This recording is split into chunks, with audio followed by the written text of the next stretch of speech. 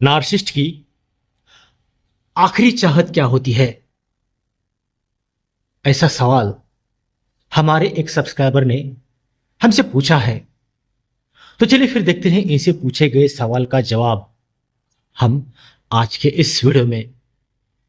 जब भी हम किसी नार्सिसिस्ट को देखते हैं तो उनको देखकर हमें यह लगता है कि रिश्तों में उन्हें हमसे पावर, प्यार या सिर्फ कंट्रोल चाहिए होगा।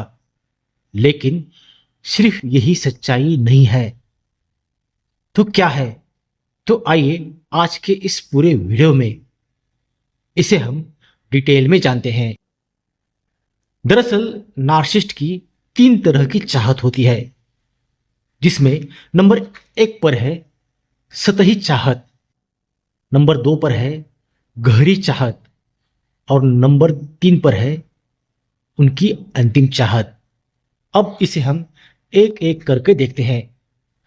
पहली नजर में जब हम नार्सिसिस्ट को देखते हैं तो उन्हें देखकर हमें ऐसा लगता है कि उनकी चाहत बस उनकी तारीफ, अटेंशन, रिस्पेक्ट यही होगी। लेकिन असल में यह सिर्फ उनकी सतही लेयर होती है।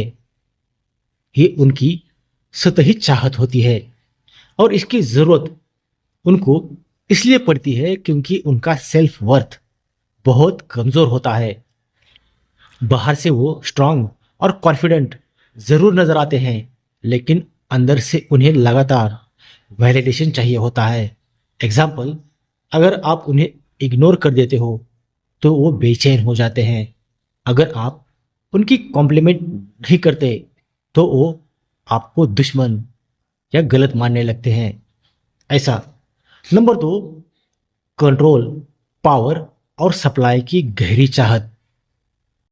रिश्तों में नार्सिसिस्ट आपसे क्या चाहते हैं?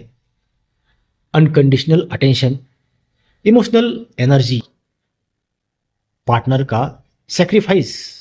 लेकिन बदले में वो आपको क्या देते हैं? आपको भी पता है, वो बदले में आपको कंट्रोल, मैनिपुलेशन और कभी कभी इमोशनल पेन देते हैं। वो असली इंटीमेसी या जेन्युइन लव से हमेशा डरते हैं क्योंकि वो वल्नरेबिलिटी बर्दाश्त नहीं कर पाते।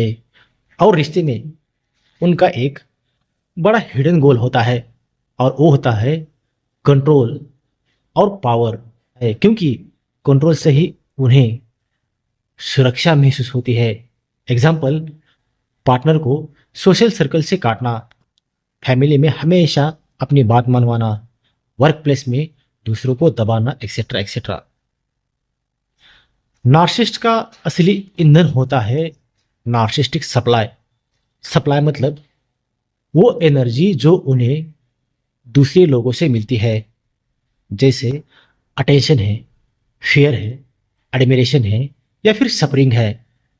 कभी कभी दूसरों को दर्द देकर वो दूसरों से फ्यूल पाते हैं। और उनकी चाहत यह होती है कि हर कोई किसी न किसी तरह से उन्हें एनर्जी दे।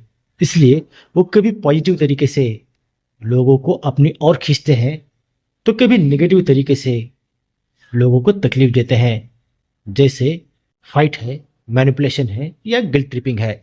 एग्जाम्पल, अगर आप उन्हें प्यार से ध्यान दें तो वो खुश हो जाते हैं और अगर आप उनसे लड़ते हो तब भी वो खुश हो जाते हैं क्योंकि आप अभी भी उनके चारों ओर घूम रहे हो।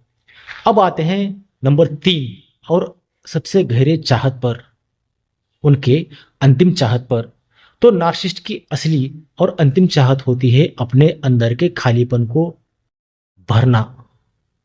अंदर से वो बेहद इनसिक्योर, लोनली और अनवर्दी महसूस करते हैं क्योंकि उनका चाइल्डहुड या पास्ट ट्रॉमा ने उनको अंदर से बहुत गहरा घाव दिया होता है।